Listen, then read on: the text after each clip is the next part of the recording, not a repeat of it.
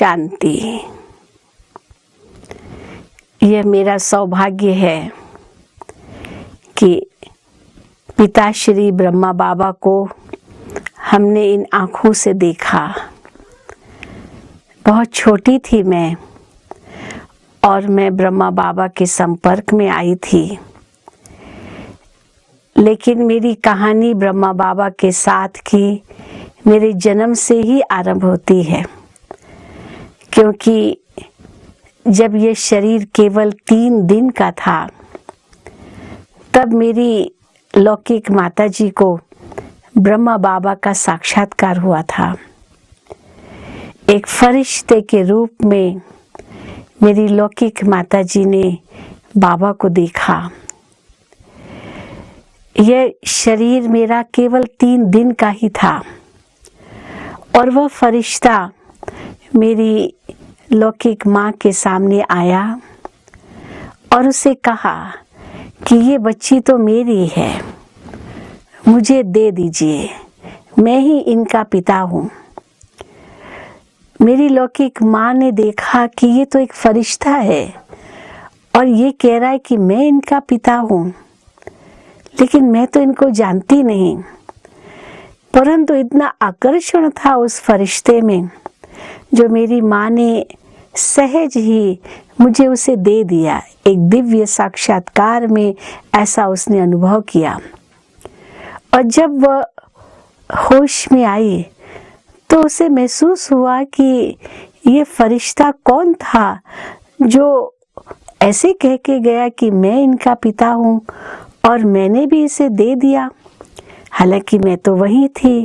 ये तो दिव्य साक्षात्कार मेरी लौकिक माँ ने किया था। ये सवेरे के समय एक दिव्य अनुभव मेरी लौकिक माँ को हुआ और उसी शाम को मेरी लौकिक पिता का निधन हो गया एक सड़क दुर्घटना में।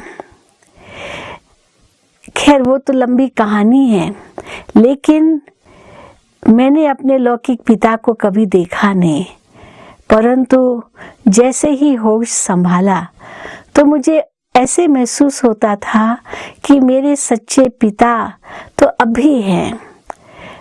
और मैं करीब 7-8 साल की थी जब मेरी लौकिक माँ को ये ज्ञान प्राप्त हुआ, एक छोटी सी गीता पाठशाला में मुंबई कुर्ला में। और मैं भी अपनी माँ के साथ उस गीता पाठशाला में जाती थी, पर मुझे ऐसे लगता था जैसे ये ज्ञान जो वहाँ सुनाया जाता था वो मैं जानती हूँ। कई मुझे यही कहते थे कि तुम तो पूर्व जन्म से ही यहाँ आई हो, आपको पूर्व जन्म में भी ये ज्ञान था। तो मेरी बचपन से ही जो स्थिति थी वो बहुत ही आध्यात्मिक थी। मुझे आध्यात्मिक पुस्तकें पढ़ने का बड़ा शौक था। पढ़ाई के साथ साथ आध्यात्मिकता में भी इतनी ही मैं रुचि रखती थी। तो मैं करीब 11 साल की थी और पिता श्री ब्रह्मा बाबा मुंबई में आए थे। मेरी लौकिक माताजी मुझे बाबा के पास ले गई। तब ब्रह्मा भोजन का विशेष निमंत्रण मिला था मेरी लौकिक माँ को और हम सब ब्रह्मा भोजन करने बैठे। और ब्रह्मा भोजन कोई आज के तरह नहीं होता था कि दादियाँ एक तरफ बैठे और बाकी हम सब टेबल कुर्सियों पर बैठे और भोजन परोसा जाए और फिर हम सब भोजन करें। लेकिन उस समय तो हम लोग नीचे पट पर ब्रह्मा भोजन करते थे ब्रह्मा बाबा के साथ। और ब्रह्मा बाबा एक एक को बुलाते थे, दृष्टि देते थे, गोद में लेते थे और मुख में गिट्टी खिलाते थे और साथ साथ एक वरदान भी देते थे। तो जिस समय मेरा टर्न आया तो बाबा ने मुझे कहा आओ बच्ची आओ। तो मुझे ऐसे लगा कि मेरे सच्चे पिता मुझे बुला रहे हैं, आओ बच्ची आओ। और यही मेरे सच्चे पिता हैं। मैं दौड़कर बाबा की गोद में गई और बाबा ने गिट्टी खिलाते हुए मुझे वरदान दिया कि बच्ची अपने पिता के पास वापस लौट आई है। तो सचमुच मुझे ऐसे महसूस हुआ कि बाबा की गोद में मेरा अलौकिक जन्म हुआ। वैसे तो कई बार कहा जाता है किसका दृष्टि से जन्म होता है, किसका वाणी से जन्म होता है, किसका टोली से जन्म होता है, किसके संग से जन्म होता है। लेकिन ये मेरा सौभाग्य है, मैं कहूँगी कि मेरा बाबा की गोद में जन्म हुआ। और वो जन्म और आज का दिन ऐसे अनुभव होता है कि सदा ही हर समय एक नया समय है।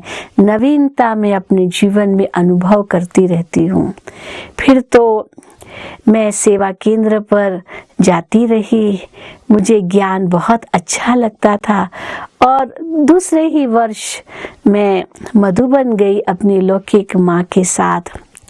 मुझे वे दिन कभी भूलते नहीं। हालांकि मैं उस समय केवल 12 वर्ष की थी, लेकिन सुबह से लेकर रात्रि तक बाबा के साथ खेलना, बाबा के साथ बैठना, बाबा के साथ झूला झूलना, ये ऐसा सुखद अनुभव हमने 8 दिन तक मधुबन में किया। उस समय मधुबन ऐसा नहीं था जैसे आज है। छोटा हॉल भी नहीं था। पुराने मकान में जहाँ दादी की ऑफिस है वहीं पर क्लासेस चलते थे। और सवेरे के समय एक टेंट लगी रहती थी, वहाँ बाबा की मुरली चलती थी। तो मुझे याद है बाबा मम्मा मुरली चलाते थे। बहुत सुंदर अनुभव होता था जब जब बाबा की मम्मा की मुरली सुनते थे। और 8 दिन हमारे ऐसे बीत गए जैसे कि हम कल ही यहाँ आए हैं। सवेरे बाबा की मुरली सुनने के बाद बाबा हमें घूमने ले जाते थे और फिर बाबा झूले में हमें झुलाते थे। मुझे वो दृश्य याद आता है। एक बार बाबा के साथ में झूले में झूल रही थी, बाबा बीच में, एक तरफ मेरी लौकिक माँ और दूसरी तरफ मैं। और अनायास बाबा ने मुझसे पूछा, बच्ची किसके साथ झूल रही हो? तो मैंने कहा बाबा के साथ। बाबा ने कहा अच्छा, और किसके साथ झूल रही हो? तो मैंने कहा मेरी लौकिक माँ के साथ। फिर बाबा ने बड़े प्यार से पूछा, अच्छा और कौन है झूले में? तो मैं तो समझ न सकी, क्योंकि बाबा थे, मेरी लौकिक माँ थी और मैं थी, हम 3 ही थे और तो कोई नहीं था। तो मैं चुप हो गई। फिर बाबा ने मेरे से पूछा, किसके साथ झूल रही हो? तो मैं तो जवाब ही नहीं दे सकी। तो बाबा ने बड़े नशे से कहा कि बच्ची, जब भी बाबा के साथ झूलती हो तो उस समय ये नशा रखो कि मैं दुनिया की सबसे बड़ी 3 हस्तियों के साथ झूले में झूल रही हूँ। एक है परम पिता परमात्मा, जो सर्वोच्च सर्वोपरि परमात्मा है, सर्व आत्माओं का पिता है, जो इस तन में प्रवेश है, उसके साथ मैं झूले में झूल रही हूँ। दूसरा प्रजापिता ब्रह्मा, सारी प्रजा का पिता, वह मेरा अलौकिक पिता, उसके साथ मैं झूले में झूल रही हूँ। और तीसरा, यही आत्मा भविष्य में श्री कृष्ण की आत्मा होगी, मानो वर्ल्ड प्रिंस के रूप में होगी। तो मैं उस भावी वर्ल्ड प्रिंस के साथ झूले में झूल रही हूँ। अर्थात विश्व की 3 महान हस्तियों के साथ मैं झूले में झूल रही हूँ। बस फिर तो क्या था, मेरा तो नशा इतना ऊंचा हो गया, ऐसी खुशी मेरे अंदर छा गई कि मैं किसके साथ झूल रही हूँ, क्या मेरा यह सौभाग्य है। तो बाबा के संग खेलना, बाबा के संग हर प्रकार से उनकी दुआएं प्राप्त करना, वरदान प्राप्त करना, ज्ञान की गहराई में जाना, ये मेरा अनुभव उन दिनों में था 1960 में। तो आप समझ सकते हैं मैं इतनी छोटी होते हुए भी मैंने पूरा लाभ ब्रह्मा बाबा का लिया, और वो दिन अभी भी मुझे याद है। इतना सुख मिला, इतनी शांति मिली आत्मा को, जो मैं वापस जाना नहीं चाहती थी मुंबई नगरी में। मैं कहती थी मुंबई में तो माया है, यहाँ तो बाबा के संग ही मैं रहूंगी। तो जिस समय जाने का समय आया तो बाबा से छुट्टी लेनी थी, लेकिन मैं अपनी माँ के साथ पहुंची नहीं। मेरी माँ मुझे ढूंढे, ये कहाँ चली गई, कहाँ चली गई। सारा मधुबन ढूंढ लिया, लेकिन मैं नहीं मिली। आखिर माँ सोच में पड़ गई कि ये कहाँ गई होगी। खैर मुझे फिर ढूंढ लिया और बाबा के पास बुलाया, क्योंकि मुंबई जाना था वापस। लेकिन मैं बाबा के आगे खूब रोई। मैंने कहा मुझे वापस मुंबई नहीं जाना है, मुझे यहाँ ही रहना है, मधुबन में बाबा के पास ही रहना है। तो मुझे याद है बाबा ने उस समय मेरी लौकिक माँ को कहा, अच्छा बच्ची, इसको हम यहीं रखेंगे, आप भले जाओ, ये यहीं रहेगी और हम इसे पढ़ाएंगे लिखाएंगे और बहुत होशियार हो जाएगी। लेकिन ऐसे कैसे मैं रह सकती थी, मैं तो बहुत छोटी थी। तो फिर धीरे धीरे बाबा ने मुझे समझाया कि देखो बच्ची, ये माउंट आबू तो एक गांव है, यहाँ तो इतनी अच्छी पढ़ाई तो नहीं हो सकेगी, आपको तो बहुत होशियार बनना है, बाबा को आपसे बहुत सेवा लेनी है, तो आप बस थोड़ा समय पढ़ाई पढ़ें, फिर बाबा आपको मधुबन में बुला लेगा। बस यही संकल्प ने मुझे फिर से खुशी दिला दी कि बाबा मुझे वापस मधुबन में बुला लेगा। अब थोड़े समय के लिए मैं मुंबई जा रही हूँ कुछ पढ़ाई करने के लिए। तो सचमुच मैं वापस मुंबई आ गई, लेकिन वह नशा, वो खुशी तो कायम रहा। ये लक्ष्य था कि मुझे तो मधुबन में ही रहना है, बाबा के अंग संग रहना है। और फिर मुझे याद है कुछ सालों के बाद मैं दोबारा मधुबन गई, और अब की बार तो पूरी तैयारी करके गई थी कि बाबा को मैं अवश्य कुछ जलवा दिखाऊंगी। बाबा मेरे प्रति वह नाज रखेंगे कि ये बच्ची कितनी महान बन सकती है। तो मेरी स्थिति भी बहुत ऊंची थी, और मैंने इंग्लिश में कई लेक्चर्स तैयार किए थे जो बाबा के सामने मैंने सुनाए क्लास में। तो बाबा बड़े खुश होते थे। बाबा कहते थे ये बच्ची तो इंग्लिश में बड़ी होशियार है, बच्ची तुम और आगे होशियार हो जाओ तो बाबा आपको विदेश भेजेगा सेवा के लिए। तो देखिए, बाबा के मन में विश्व सेवा के सिवा और कुछ था ही नहीं, और बच्चों के लिए भी इतना प्यार था। बस ये बच्चे विश्व की सेवा करें, ये बच्चे बाबा को प्रत्यक्ष करें, यही बाबा के अंदर हर एक बच्चे में के प्रति लगन थी, उमंग था, एक विश्वास था। तो मुझे भी आया कि मैं बाबा का ये विश्वास अवश्य जीतूंगी और मैं भी ऐसे विश्व सेवा करूंगी। तो उसके बाद फिर तो पढ़ाई चली रही थी। घर में सबने जोर दिया कि तुम डॉक्टरी पढ़ो, मेडिकल कॉलेज में जाओ।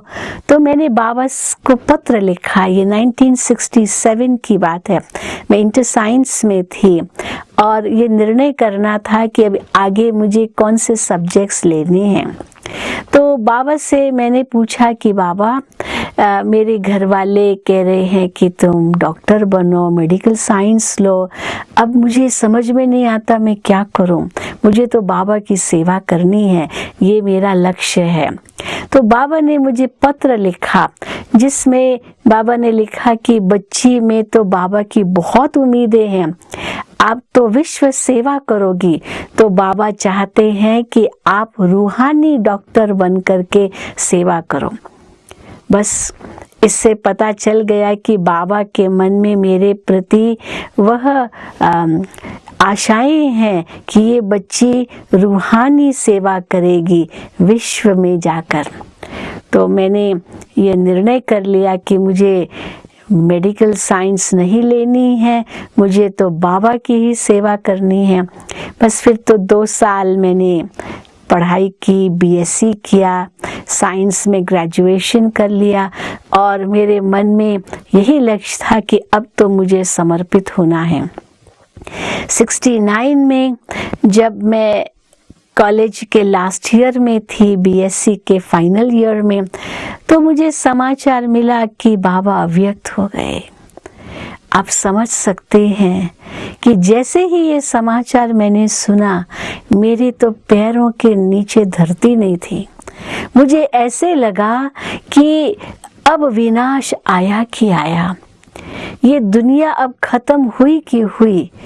फिर मुझे संकल्प आया कि बाबा ने तो मुझे विश्व सेवा करने के लिए कहा है, मैं तो अभी तक पढ़ाई कर रही हूँ, दुनिया तो अभी खत्म हो जाएगी, ऐसा मेरे अंदर दृढ़ विश्वास था।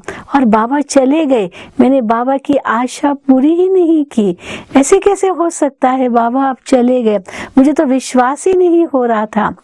लेकिन अवश्य इसमें कोई राज था, मैं ये भी जानती थी।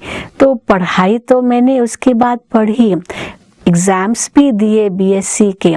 लेकिन तब हमें पता चला कि मधुबन में ट्रेनिंग प्रोग्राम्स आरंभ हुए हैं, जिसमें कन्याओं के लिए ट्रेनिंग्स भी होनी है। तो मैंने यह निश्चय कर लिया कि मुझे मधुबन में जाकर के ट्रेनिंग्स करनी है कुमारियों की, और मुझे बाबा की सेवा करनी है। तो पढ़ाई पूरी होने के बाद मैं 1969 अप्रैल मई में मैं मधुबन में आई और बहुत सुंदर ट्रेनिंग हमने की। जिस समय दादियाँ हमारी टीचर्स थी, क्योंकि अव्यक्त बाप दादा ने सभी दादियों को मधुबन में बुला लिया और वे हम कन्याओं को ट्रेनिंग दे रहे थे। तो उस ट्रेनिंग में भी मैंने बहुत कुछ प्राप्ति की और महसूस किया कि ये ट्रेनिंग मेरे लिए इतनी लाभदायक होगी जिससे विश्व की सेवा होगी। बस फिर तो हम समर्पित हो गए और बाबा की सेवा में लग गए और फिर कई स्थानों पर रहे, विदेशों में रहे और पिछले 1976 से मैं मधुबन में हूँ। तो जैसे बाबा ने मुझे बुला लिया मधुबन में और साकार ने बाबा ने जो मेरे प्रति महावाक्य उच्चारण किए वे सब प्रैक्टिकल में हुए। बाबा ने मुझे विश्व सेवा पर भी भेजा, जो आज मैं उस गर्व के साथ कह सकती हूँ कि 5 खंडों में बाबा ने मुझे यात्रा कराई और मधुबन निवासी भी बनाया है। विदेश के भाई बहने जब यहाँ आते हैं तो बहुत अच्छा लगता है उनको ब्रह्मा बाबा की बातें सुनाने में कि बाबा से मैंने क्या पाया। जब भी मैं बाबा के चित्र को देखती हूँ तो लगता है बाबा कितने उमंग उत्साह में है, कितना नशा है बाबा को, तो मैं भी ऐसा ही नशा अपनी आंखों में समाये रखूं और कैसे बाबा को सारे विश्व में प्रत्यक्ष करूं, दुनिया को ये बताऊं कि भगवान आ चुका है, ब्रह्मा बाबा उनका रथ है जिनके द्वारा परमात्मा नई सृष्टि की रचना कर रहे हैं। तो ब्रह्मा बाबा की बातें जितनी कहें उतनी कम है। बाबा की आंखों में वो खुमारी हम देखते थे। बाबा यहाँ बैठे हैं और कभी कभी ऐसे लगता था जैसे यहाँ होते हुए भी बाबा नहीं है। बाबा कुमारियों को इतना स्नेह देते थे, क्योंकि बाबा कहते थे कि कुमारियों को प्यार अगर मिलेगा तो ये कुमारियां किसी अन्य के प्यार में नहीं फंसेगी। बाबा ने एक बार हमें पूछा हमसे कि बच्ची तुम किससे शादी करोगी, मोर मुकुटधारी पीताम्बरधारी श्री कृष्ण से या कोट पैंट वाले से।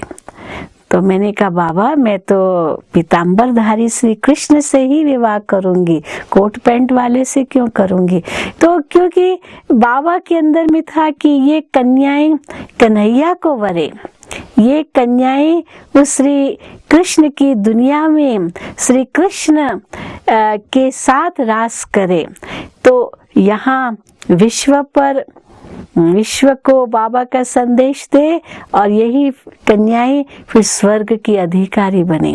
बाबा मम्मा का मिसाल देते थे, देखो ये मम्मा कितनी पवित्र कन्या है लेकिन माँ के रूप में है। तो तुम कन्याई नहीं हो, तुम जगदम्बा हो। तो बाबा हमेशा मुझे भी कहा करते थे, बच्ची कभी भी अपने आप को मैं कन्या हूँ ये नहीं समझना, पर ये समझना मैं तो जगत की माँ हूँ, जगदम्बा हूँ। ये सब बच्चे हैं और मुझे उनकी पालना करनी है। तो जैसे बाबा ने हमें श्रृंगार किया, वरदानों से भरपूर किया, तो मैं तो अपने आप को बहुत ही भाग्यशाली समझती हूँ कि ब्रह्मा बाबा में मैंने लौकिक पिता भी पाया, अलौकिक पिता तो वो है ही, और पारलौकिक पिता भी उनके तन में विराजमान होकर के हमारी पालना कर रहे हैं। ये अनुभूति हमें पल पल पर होती रहती है।